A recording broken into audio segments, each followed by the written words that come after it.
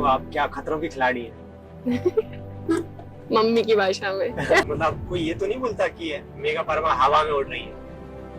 उड़ तो रही हूँ, अच्छी तो है, और क्या चाहिए। हाँ उड़ रही हूँ भाई। उस समय इतनी कठिन टाइम में कि लोग उनको मना कर रहे हैं, उन्होंने बोला नहीं कि यदि मैंने पापा की नाक नीचे करी है और मुझे कुछ करना है। वाटर पार्क कितनी नॉर्मल चीज होती है। मुझे आज देख के तो हंसी आती है कि क्या से क्या छोटी सी बात का बतंगड़ हो गया था। निकाल सकते चलो उस एग्जाम के पेपर में कोई मेरा नाम टिक करके तो आएगा, एक नंबर तो अचीव कर ही लेगा। तो अब तो मेघा जी एमपीपीएससी का क्वेश्चन बन गए। इन्हीं की वजह से हुआ जो हुआ। तो ये डील है, ये कभी जीवन में 10 साल बाद मुझे एक छोटे से रोल में विलन में देखेंगे आप, क्योंकि वो मेरा प्रॉमिस है मेरी दोस्त का और मेरा। मतलब क्या मैं फ्यूचर एमएलए से बात कर रहा हूँ?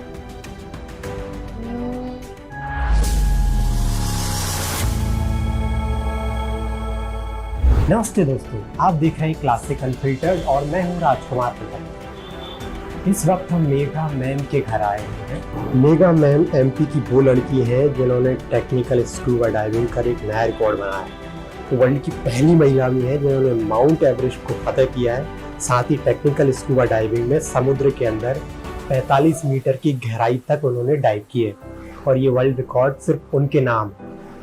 तो ये बहुत ही प्राउड की बात है एमपी के लिए और यहाँ की लड़कियों के लिए। क्या है कि वो एवरेस्ट तो फतेह कर ही चुकी हैं, साथ ही ज़मीन से भी जुड़ रही हैं। तो इन्हीं सब पर बात करेंगे। उससे पहले वीडियो को लाइक कर देना और हाँ, चैनल को जरूर सब्सक्राइब करें।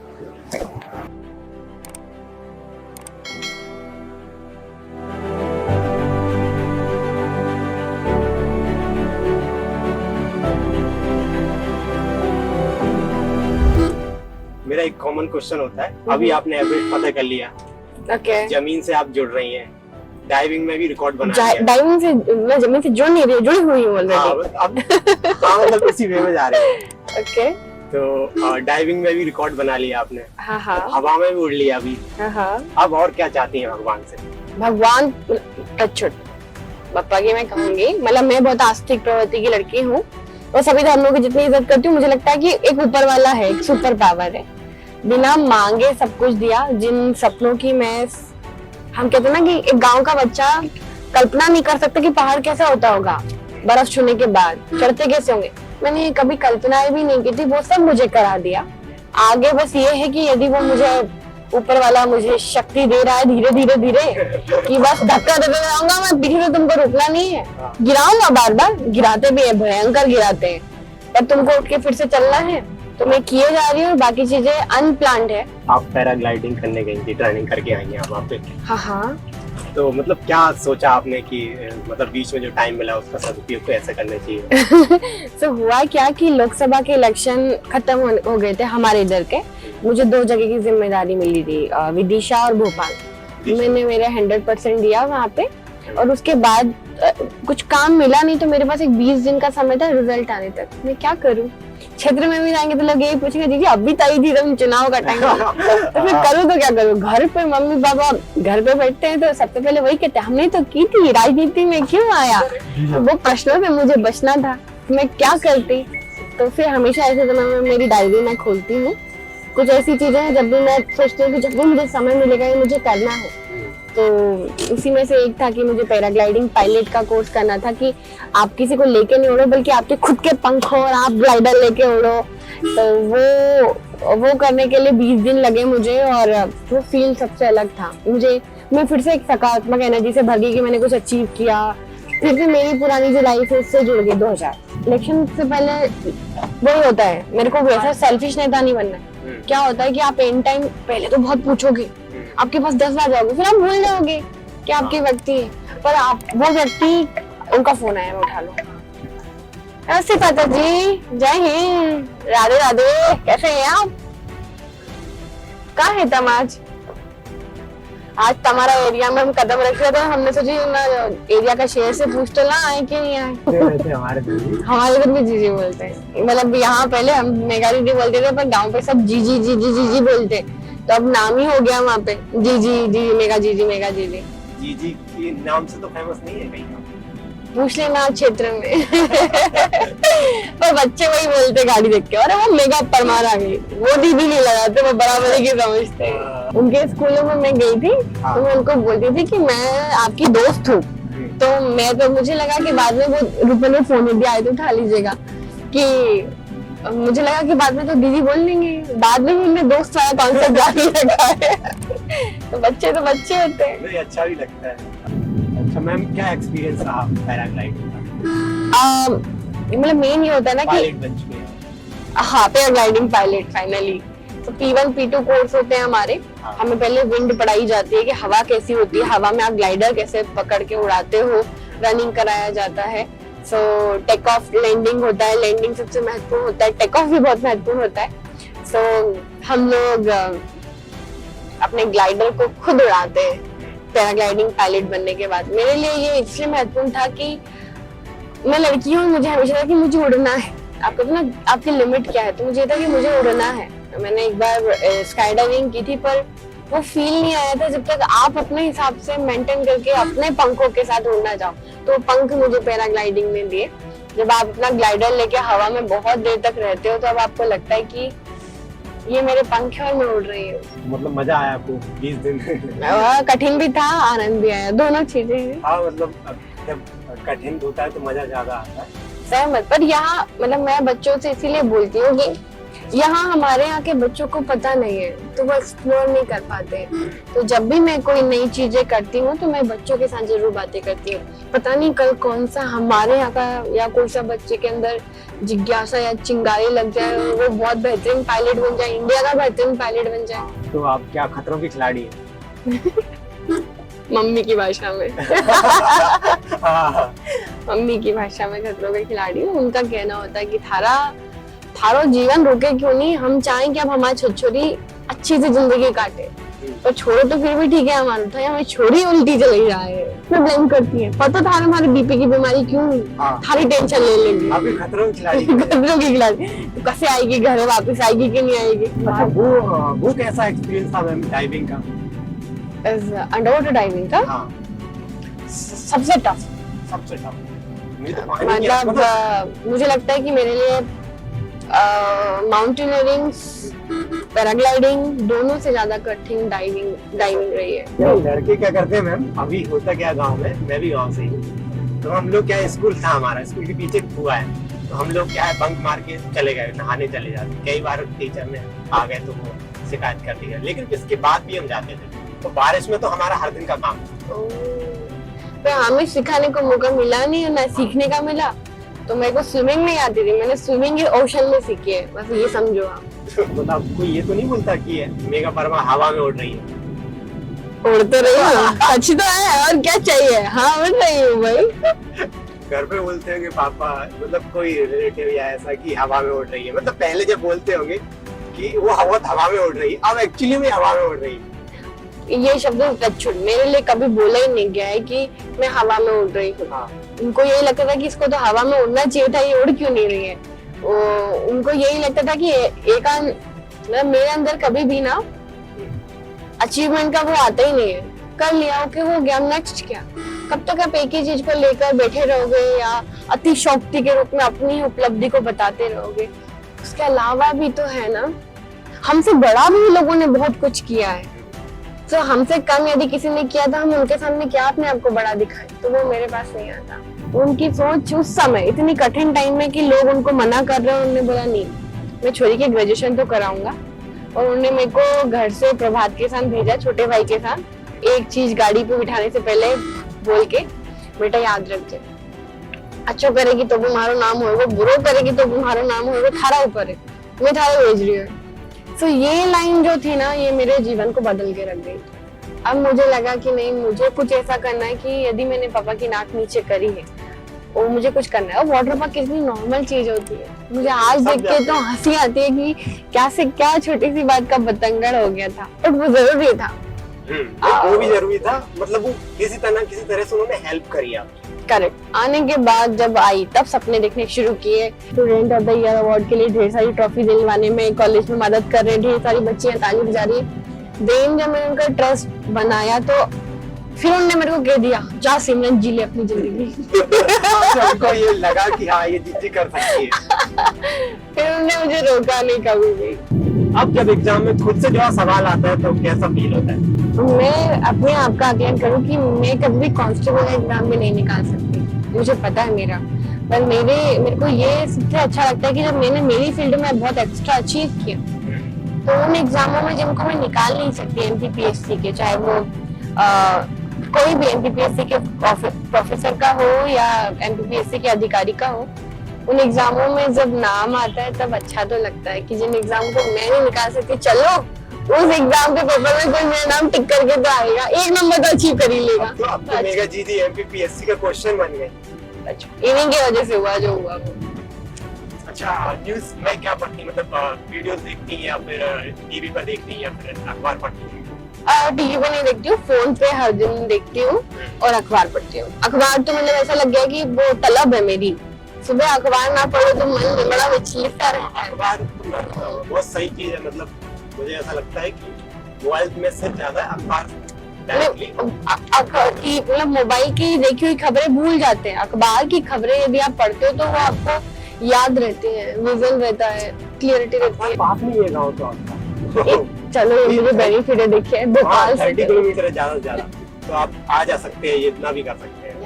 ये फनी लिखी हुआ आपके ऊपर किताब लिखी, क्या मतलब एक्सपीरियंस कहूंगा मैं इसको, क्योंकि उन्होंने 1% किताब लिखी, मतलब आपने जो बोला वो लिखा। ओके, तो क्या आपको फील हुआ? ना मैंने बोला किताब लिखा ऐसा नहीं हुआ, उसके पीछे भी एक स्टोरी है। सर ने बहुत पहले से मुझे ऑब्जर्व किया है। सबसे पहली उनकी मेरी भेंट हुई थी, किसान महासम्मेलन हुआ था शेरपुर में, तब मैं एनएसएस की वॉलंटियर थी। हाँ, तो प्रधानमंत्री आए हुए थे सीहोर में, और ये 2014 की बात है। ओके, मोदी जी थे या कौन थे? जो भी थे बस बता रही हूँ मैं। नहीं सो मुझे वहाँ का काम मिला था एज एनएसएस वॉलंटियर, महिला विंग को संभालने का। तो यहाँ पे पहली दफा उन्होंने मुझे देखा, तब मैंने देखा कि न्यूज चैनल वालों के पास बहुत सारे कैमरे होते हैं, ये होते हैं। इन लोगों को लगा था कि मैं पर्टिकुलर किसी पार्टी से हूँ। फिर उन्होंने देखा यार बच्ची किसी पार्टी से भी नहीं है, बस काम किया जा रही है, एक भी पन्नी मुझे फेंकने नहीं देना था लोगों को। देन फिर उन्होंने मैं इंटर्नशिप कर रही थी बरकतुल्ला यूनिवर्सिटी से, मेरा एमएसडब्ल्यू चल रहा था 2016 में। सर ने देखा कि एक लड़की मतलब छोटा बंधा हुआ है, सलवार सूटे जूते पहने, पीछे बैग टंगा, फट फट फट करके चली जा रही है। तो मैं इनपुट पे काम करती थी एक जगह पे, न्यूज़ चैनल। हाँ ये समझ लीजिए इनपुट का पूरा काम। तो किसी दूसरी नहीं, 6 महीने की इंटर्नशिप करनी थी मुझको, तो मुझे उसमें ये था कि दूसरे चैनल का कंटेंट आता था, वो फटाफट टाइप, मेरे को हिंदी टाइपिंग करनी थी। किसी और को नहीं बताया आपने ये सब। तो ये मुझे करना होता था इनपुट पे। हाँ। मेरा मुख्य काम वही था। पता है इनपुट आउटपुट क्या होता है? हाँ। तो आप मीडिया पर्सन रह चुकी हैं 6 महीने ही मान लीजिए। जी हमारी फील्ड से है। चलो मान लो।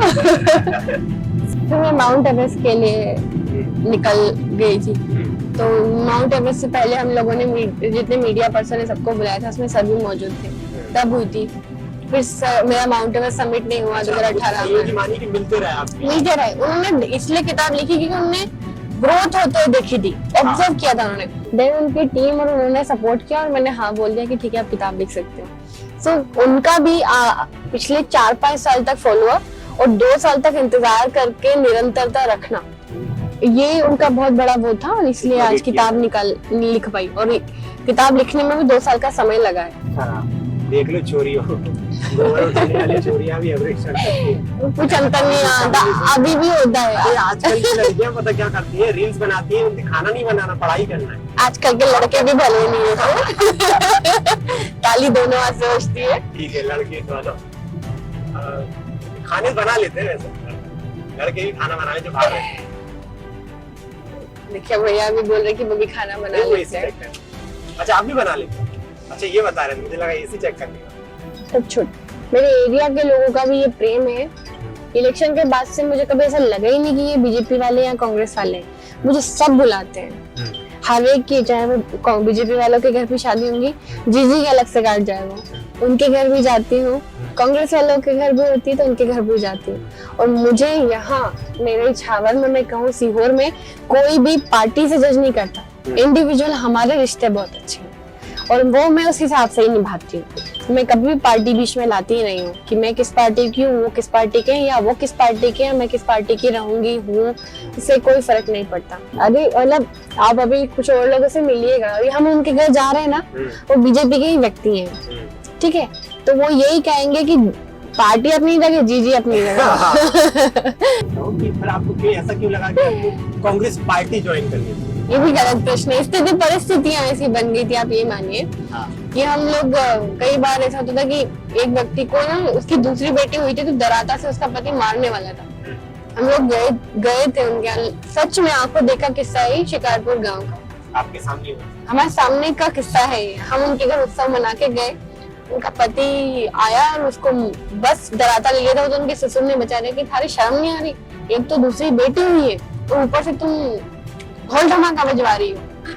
तो वो बस मरते मरते बची थी, बस गर्दन कटते कटते उनके। तो ऐसी चीजों की कंप्लेन जब हम पुलिस स्टेशन में करवाते थे तो बहुत लचीला रवैया, काम नहीं करने देना, सब अच्छा करने की कोशिश कर रही हूँ, काम करते हुए भी रोकना। सबको ऐसा लग रहा था कि ये इतनी मेहनत क्यों कर रही है। इसके लिए आ गई थी और भी 2-3 कारण थे राजनीति में आने के, खुद के भी पर्सनल रीजन थे। डीएसपी नियुक्त होने वाला था और जिस स्कूल में मैं थी वो मेरा परमानेंट होने वाला था, पर एक दफ्तर था जहाँ मेरे को 21वीं बार मेरी फाइल के लिए जाना पड़ रहा था। और एक कार्यक्रम हुआ था उज्जैन में जहाँ हमने वो मंत्री जी और जो वर्तमान के सीएम है मोहन यादव जी, हम तीनों सेम मंच पे बैठे हैं सोचिए। और वहाँ जितने भी उनके अधिकारी लोग थे सबने सेल्फी ली। और दूसरे दिन मुझे उन्हीं के दफ्तर में जाके मेरी फाइल के साइन बढ़वाने के लिए आगे जाना था और ये मैं 21वीं बार जा रही थी। उस दिन सबसे खतरनाक इंसिडेंट ये हुआ कि चाय का कप उठवाया, मैंने उठाया, वहाँ जो अधिकारी लोग और वो लोग बैठे थे, चाय ले लीजिए, मैंने चाय ले ली। सारे लोग ऐसे बैठे हुए हैं और मैं चाय का कप उठा के खड़ी हुई हूँ और फिर वो बोलते हैं कि पी लीजिए। तो मेरे लिए वो एक ऐसा कुंठा वाला टाइम आ गया था कि सब बैठे हुए हैं, मुझे बैठने का नहीं बोला और पता नहीं क्यों ऐसा किया गया कि खड़े खड़े चाय पियो, सिर्फ इसलिए कि मैं अपनी फाइल पे साइन के लिए बार बार उनको परेशान करने के लिए जा रही हूँ कि मेरी फाइल पहुंच चुकी है, अब तक आगे बढ़ा दीजिए। क्योंकि मेरे अलावा 5 लोगों का और भी भला हो रहा था, पूरे मध्य प्रदेश के खिलाड़ियों का सब भला हो रहा था। क्योंकि एक पॉलिसी लाई गई थी कि मध्य प्रदेश में जो भी व्यक्ति एशिया लेवल पे नाम अचीव करेगा उसे ऐसे कांस्टेबल एसआई तो यदि विशेष उपलब्धि हुई तो ऐसे डीएसपी नियुक्त कर दिया जाएगा। बस फिर मैंने वो चाय पी ली, मेरे को रोना यहाँ रुक गया क्योंकि सारे लोग मुझको देख रहे थे।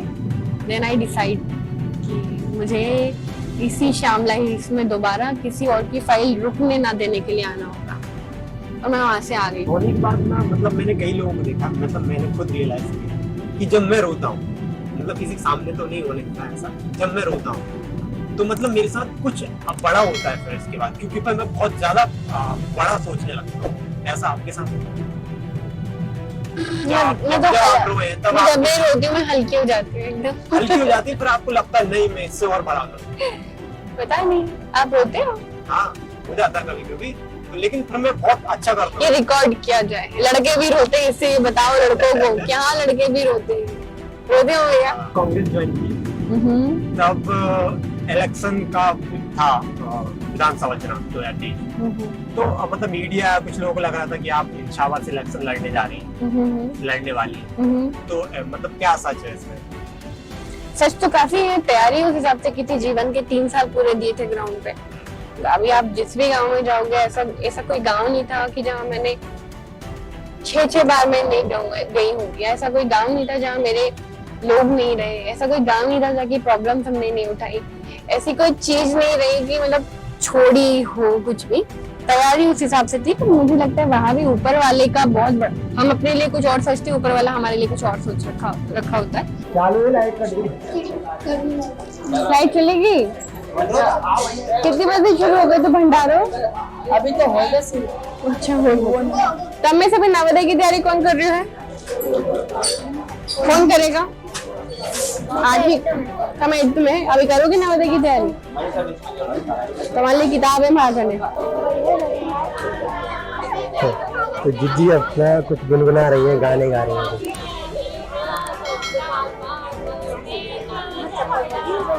ये दादी मेघा परमार जी को बड़ा दुलार कर रही थी। हाँ, हाँ, आप बड़ा दुलार कर रही हैं। बहुत खुश है। अच्छा, बेटी के जैसा मानती हाँ, हैं आप? बेटी जैसे मानती है। तो मिलने आती हैं आपसे बार हाँ, बार? बार बार आती है। अच्छा, बहुत अच्छा लगे। हाँ।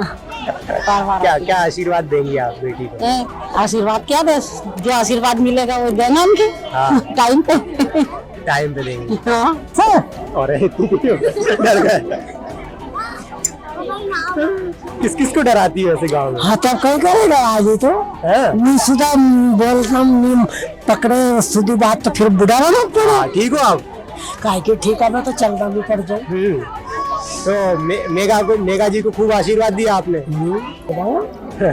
फिर बात दे देंगे माँ को करियो ऐसा, भगवान करे कि बड़ी नौकरी लगा दे तो बहुत खुशी की बात। हाँ, अच्छा लगता मिलके? हाँ, मिलने आती हैं आपसे बार बार? हाँ आए हैं ये ठीक आए महीना 2 महीना में राजा हाथ छोरा भाई बना दियो है। अच्छा लगता, बढ़िया। ठीक है, और सब बढ़िया है? सब बढ़िया। तो कुछ ना कुछ पूछना चाहिए, कुछ ना कुछ मन में जिज्ञासा, ये कैसे पहाड़ चढ़े, कितना ऊपर है, कैसे वहाँ की जगह हवा मिलती है, मतलब दुनिया की सबसे ऊंची चोटी, सबसे ऊंची चोटी पे, और समुद्र में भी सबसे नीचे गई है दीदी। हम कुआं में कूदी, कभी कौन कूदी था मारने से, समुद्र में कूद गई दीदी। कहाँ कूद गई? समुद्र में कूद गई दीदी, और समुद्र में इतनी कूदी कि सबसे नीचे अभी तक कोई नहीं पहुंचे इतनी दूर तक। तो कहीं ना कहीं सवाल पूछो, दीदी का ऊपर एक किताब छपी हुई है, क्या नहीं देखी किताब? नहीं देखी? चलो मैं बताऊं।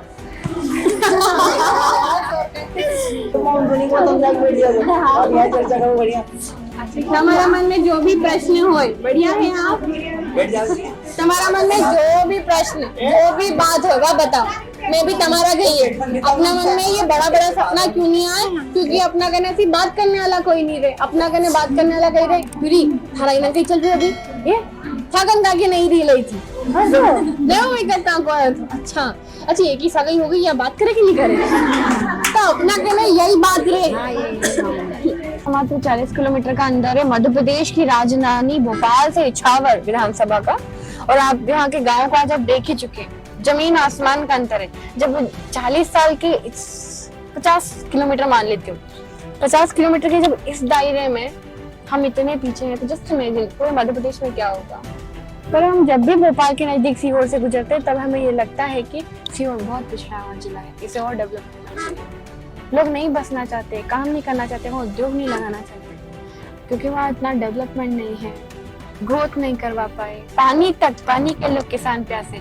जब मतलब ये सबसे मिनिमम मूलभूत आवश्यकता है, जिसकी वजह से वहाँ के किसान आत्महत्या तक की सोच रहे हैं, तो पूरे मध्य प्रदेश में क्या होगा? पूरा सीहोर प्यासा है, परेशान है, जमीन बेच रहे बड़े बड़े यहाँ के बिल्डर्स को, क्योंकि कर्जा हो गया। हर किसान ये पूछता है, समझ ही नहीं आ रहा कर्जा कैसे हो रहा है। सारी चीजें कर ली आपने, बहुत सारी एवरेस्ट चढ़ लिया, पैराग्लाइडिंग कर ली, और अभी डाइव भी कर लिया, टेक्निकल स्कूबा डाइविंग कर ली, और आप लोगों के बीच भी जा रही हैं। तो आपको नहीं लगता कभी कभी आप तो नीचे भगवान है? ना, कभी नहीं लगता। पर इतना करने का सामर्थ्य यदि कोई दे रहा है तो वो वही दे रहा है। अच्छा, कभी आपको नहीं लगता कि बिग बॉस में जाना चाहिए आप? कभी नहीं लगता ना बाबा ना। ऐसा क्यों?